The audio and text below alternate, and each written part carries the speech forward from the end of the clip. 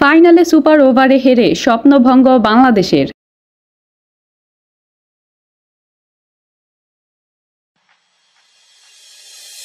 কাতারের দোহায় আবারও ফিরে এলো 2019 সালের সেই হতাশার স্মৃতি। ইমার্জিং এশিয়া কাপের ফাইনালে 6 বছর আগে পাকিস্তানের কাছে হারার পর এবার রাইজিং স্টার্স এশিয়া কাপের ফাইনালেও একই পরিণতি হলো বাংলাদেশের এ দলের। 126 রানের সহজ লক্ষ্য তাড়া করতে নেমে ম্যাচ টাই করেও শেষ পর্যন্ত সুপার ওভারে হেরে শিরোপা হাতছাড়া করে বাংলাদেশ। রোববার দোহায় অনুষ্ঠিত ফাইনালে দুই দলই নির্ধারিত 20 ওভারে সংগ্রহ করে 125 রান। ম্যাচ গড়ায় সুপার ওভারে, আর সেখানেই চাপে হার মানে বাংলাদেশ। পাকিস্তানের বোলার আহমেদ দানিয়ালের করা সুপার ওভারে মাত্র 6 রান তুলতে পারে আকবর আলীর দল। জবাবে পাকিস্তান মাত্র 4 বলেই লক্ষ্য ছুঁয়ে তৃতীয়বারের মতো শিরোপা জিতে নেয়।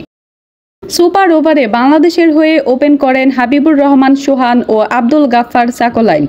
প্রথম বলে 1 রান এলেও দ্বিতীয় বলেই সাকলাইন ক্যাচ দিয়ে ফিরে যান। এরপর একটি ওয়াইডে 5 রান যোগ হলেও পরের বলেই জিসান আলম বোল্ড হয়ে গেলে বাংলাদেশের ইনিংস থেমে যায় 6 রানে। পাকিস্তানকে 7 রানের টার্গেট দিতে হয় বাংলাদেশকে, যা তারা রিপন মণ্ডলের ওভারে অনায়াসেই তুলে ফেলে।